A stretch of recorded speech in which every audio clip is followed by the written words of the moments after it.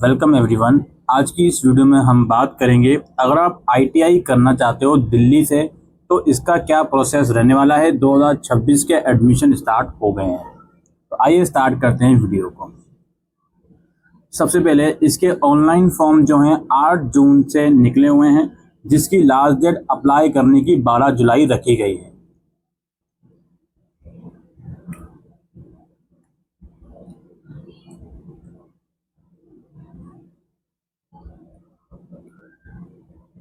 और जिस भी आईटीआई या जिस भी इंस्टीट्यूट में आप एडमिशन लोगे तो उसका चॉइस प्रेफरेंस का लास्ट डेट 19 जुलाई रखा गया है।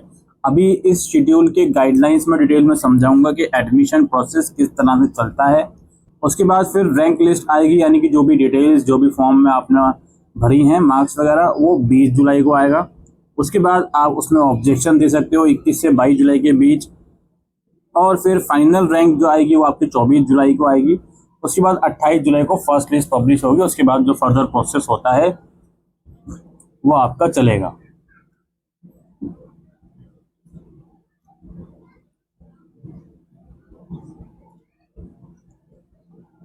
अब अगर बात करें दिल्ली आईटीआई के अंदर कौन कौन से इंस्टीट्यूट हैं, जैसे आप यहाँ पे देख सकते हो आईटीआई पूसा न्यू दिल्ली के अंदर है, जो कि को एजुकेशनल है।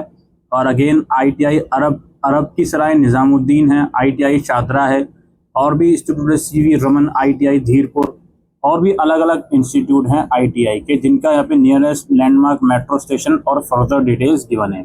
कुछ आईटीआई इंस्टीट्यूट केवल वुमेन के लिए रिजर्व हैं, जो आप यहाँ पे देख सकते हो डार्क पिंक शेड के अंदर है। फिर अगर हम बात करें कौन कौन से ट्रेड्स में यहाँ पे आईटीआई अवेलेबल है और उनकी एलिजिबिलिटी क्या है, जैसे ब्यूटी एंड वेलनेस के सेक्शन में कॉस्मेटोलॉजी के अंदर आप आईटीआई कर सकते हो, जो कि केवल गर्ल्स के लिए है। 1 साल का ये कोर्स है, 10th क्लास मिनिमम रिक्वायरमेंट है। 24 बच्चों की इसमें स्ट्रेंथ रहेगी, नॉन इंजीनियरिंग बैकग्राउंड का है। और कहाँ कहाँ अवेलेबल है ये, यह इंस्टीट्यूट के नाम शॉर्ट में अवेलेबल है। ठीक है, शॉर्ट फॉर्म में इंस्टीट्यूट के नाम लिखे हुए हैं, जो आप ऊपर डिटेल में जाकर पढ़ सकते हो। फिर अलग सेक्टर की बात करें, अपैरल सेक्टर, इसके अंदर ड्रेस मेकिंग है, स्विंग टेक्नोलॉजी है, सरफेस ऑर्नामेंटेशन है, फैशन डिजाइन एंड टेक्नोलॉजी है, टेक्सटाइल डिजाइनिंग है। ये सभी 1-1 साल के कोर्स हैं।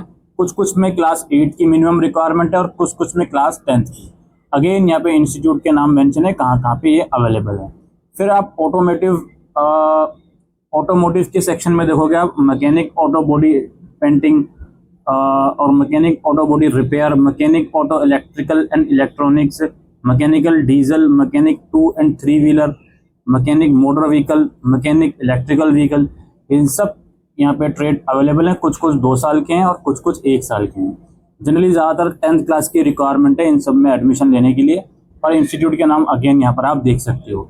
फिर आपका capital goods and manufacturing sector के अंदर कुछ ट्रेड्स हैं, जैसे refrigeration and air conditioning technician और ड्रॉट्समैन, मैकेनिकल फिटर हो गया, मैकेनिस्ट हो गया, टूल एंड डाई मेकर हो गया, और भी यहाँ पर है टेक्नीशियन हो गया, टेक्नीशियन टर्नर हो गया, वेल्डर हो गया। इसमें ये 1-1 साल, कुछ कुछ कोर्स 2-2 साल के हैं। 10th क्लास की जनरली इसमें रिक्वायरमेंट रखी गई है। वेल्डर के लिए 8th क्लास की रिक्वायरमेंट है। ठीक है जी। उसके बाद आपका कंस्ट्रक्शन सेक्शन आ गया, इसके अंदर आर्किटेक्चरल ड्रॉट्समैन हो गया, वुड वर्क टेक्नीशियन हो गया, ड्रॉट्समैन सिविल हो गया, इंटीरियर डिज़ाइन एंड डेकोरेशन हो गया, और भी कुछ यहाँ पे ट्रेड्स हैं जो कि अवेलेबल है। अगेन इनकी एलिजिबिलिटी आप यहाँ पे देख सकते हो। फिर आपका इलेक्ट्रॉनिक्स और हार्डवेयर के सेक्शन में हो गया अलग अलग ट्रेड्स के अंदर। उसके बाद फूड इंडस्ट्री और टूरिज्म और हॉस्पिटैलिटी के अंदर हो गया। ठीक है, उसके बाद हेल्थ केयर सेक्टर के अंदर हो गया health sanitary inspector, physiotherapy technician, ये सब चीज़ें यहाँ पे आप लोग देख सकते हो। फिर क्या आईटी सेक्टर के अंदर कुछ यहाँ पे कोर्सेज अवेलेबल है, कंप्यूटर हार्डवेयर वगैरह के। ठीक है, और भी यहाँ पे अवेलेबल है इंफॉर्मेशन टेक्नोलॉजी और आईओटी टेक्नीशियन, स्मार्ट सिटी वगैरह। फिर यहाँ पे मीडिया एंड एंटरटेनमेंट के अंदर डिजिटल फोटोग्राफर का एक कोर्स है, 1 साल का, ये 10th क्लास की इसमें रिक्वायरमेंट है। और उसके बाद office administration and faculty management के अंदर कुछ कोर्सेज हैं, सेक्रेटेरियल प्रैक्टिस है, इंग्लिश वाला कोर्स है, और ये हिंदी के अंदर भी है। उसके बाद प्लम्बिंग का है, प्लम्बर का यहाँ पे कोर्स है। इसके बाद पावर के सेक्टर में इलेक्ट्रीशियन, वायरमैन और सोलर टेक्नीशियन का ये पे कोर्स है। ये सारे ट्रेड्स के अंदर आईटीआई दिल्ली के अंदर अवेलेबल है, अलग अलग इंस्टीट्यूट्स के अंदर। अब अगर हम फीस स्ट्रक्चर की बात करें तो फीस स्ट्रक्चर जो SC ST के बॉयज़ हैं उनकी फीस एडमिशन के टाइम पर जाएगी 1300 रुपये, ठीक है। और जो गर्ल्स और दिव्यांग हैं उनकी जाएगी 700 रुपये, 1900 रुपये बाकी अदर कैंडिडेट्स की फ़ीस जाएगी। ये फ़ीस ITI इंजीनियरिंग ट्रेड्स के लिए हैं। जो नॉन इंजीनियरिंग ट्रेड्स हैं उनकी फ़ीस थोड़ी सी यहाँ पे अलग है, 1150, 700 और फिर 1600। जिसके अंदर और भी कुछ यहाँ पे नोटिफिकेशन है जो आप यहाँ पे पढ़ सकते हो। इसके बाद बात करें सीट रिजर्वेशन का, 90% सीट्स उनके लिए रिजर्व हैं जिन्होंने अपना क्वालिफाइंग एग्जाम दिल्ली से करा है, 9% आउटसाइडर के लिए हैं और 1% जम्मू एंड कश्मीर माइग्रेंट के लिए भी यहाँ पे रिजर्व रखी गई हैं, ठीक है। उसके बाद बात करते हैं फर्दर चीज़ों के बारे में। अच्छा, अलग अलग कैटेगरीज का यहाँ पे कोटा अवेलेबल है। आप जब अप्लाई करोगे तो डॉक्यूमेंट्स उसका अपलोड आपको करना पड़ेगा।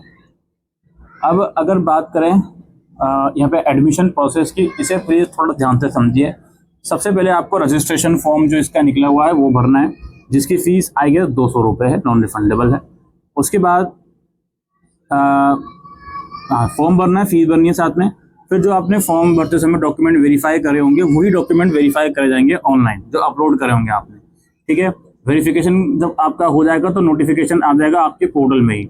उसके बाद जो एक्चुअल चॉइस फिलिंग है वो आपकी स्टार्ट होगी कि किस ITI में आपको एडमिशन लेना है, किस इंस्टीट्यूट में लेना है, किस ट्रेड में लेना है, ठीक है जी। उसके बाद आपकी रैंक जनरेट होगी। रैंक जनरेशन का मतलब जो डिटेल्स आपने दी हैं और कितने नंबर ऑफ कैंडिडेट्स ने अप्लाई करा है तो उसमें आपकी क्या रैंक है, बेस्ड ऑन योर मार्क्स वगैरह, क्योंकि इसमें एडमिशन मार्क्स के आधार पर ही होता है, कोई एंट्रेंस नहीं होता। ऑलराइट। उसके बाद आपका अलॉटमेंट होगा, रिजल्ट आएगा, जो ऊपर शेड्यूल बताया गया है उसको देख लीजिएगा, उसके हिसाब से अलॉटमेंट होगा। अलॉटमेंट के बाद आपको विलिंगनेस देनी पड़ेगी कि आप सेटिस्फाइड तो फ्रीज करो, अदरवाइज अपग्रेड करो।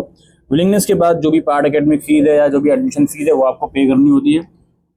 उसके बाद आपका नेक्स्ट राउंड आ जाता है। नेक्स्ट राउंड में वो बच्चे एलिजिबल होते हैं जो अपग्रेड करके आ रहे हैं, या वो बच्चे एलिजिबल होते हैं जो जिनको सीट नहीं मिली। तो नेक्स्ट राउंड के लिए भी आपको चॉइस फिलिंग का ऑप्शन दिया जाएगा। उसके बाद नेक्स्ट राउंड का रिजल्ट आएगा, अगेन फिर फिजिकल रिपोर्टिंग होगी, जिनका शुरू के 2 राउंड में एडमिशन हो चुका होगा। फिर यहाँ पे विड्रॉवल का प्रोसेस चलेगा, उसके बाद वैकेंट सीट्स की लिस्ट आएगी, फिर स्पॉट राउंड का यहाँ पे प्रोसेस चलेगा, ठीक है। ये एडमिशन प्रोसेस है। मिनिमम एज इसमें बताई जा रही है, all dual system of training DST trades के लिए 18 साल है और DST के अलावा 14 साल है। मिनिमम एज इतनी होनी चाहिए आपकी 1 अगस्त 2026 को, ठीक है। DST और यहाँ पे देख लीजिए DST के अलावा कितनी है, ये प्रॉपरली आप लोग देख लीजिए। इसके अलावा कोई भी अपर एज लिमिट का बार नहीं है, आपका अपर एज लिमिट कितनी भी हो आप इसमें एलिजिबल हो। आपको एडमिशन के time medical fitness certificate provide करना पड़ेगा, एनेक्सर 1 में उसका फॉर्मेट अवेलेबल है, उसी फॉर्मेट में। बाकी यहाँ पे लिखा हुआ है कौन कौन लोग एलिजिबल नहीं है एडमिशन के लिए, आप इसको पढ़ सकते हो। अगेन 12 जुलाई लास्ट डेट है। ये बात हो गई। अब ये ऑफिशियल वेबसाइट है, यहाँ पर आप प्रोस्पेक्टस के सेक्शन में आओगे, या प्रोस्पेक्टस के सेक्शन में नहीं, इन्फॉर्मेशन के सेक्शन में आओगे। प्रोस्पेक्टस के सेक्शन में जाओगे तो यहाँ पे पार्टनरशिप के नाम है इंडस्ट्री पार्टनर, यानी कि ITI का किन किन इंडस्ट्रीज़ के साथ पार्टनरशिप है। इन फ्यूचर यहाँ पे आपकी प्लेसमेंट वगैरह की भी अपॉर्चुनिटी लग सकती है कोर्स कंप्लीट करने के बाद। ये बात समझ में आ गई। दूसरी बात यहाँ पर ये होती है शेड्यूल की। शेड्यूल एक बार आप प्रॉपरली देख लीजिएगा कि क्या क्या शेड्यूल है। 12 जुलाई लास्ट डेट है, उसके बाद आगे क्या क्या होगा वो आप लोग देख लीजिएगा। इसके बाद अबाउट में हम आते हैं। एलिजिबिलिटी तो मैंने आपको समझा दी। नीचे आप आओगे, करियर पाथवे अवेलेबल है यहाँ पे। करियर पाथवे का मतलब ये है कि आप जो प्रोग्राम करना चाहते हो उस पर क्लिक करके उसका करियर पाथवे देखो।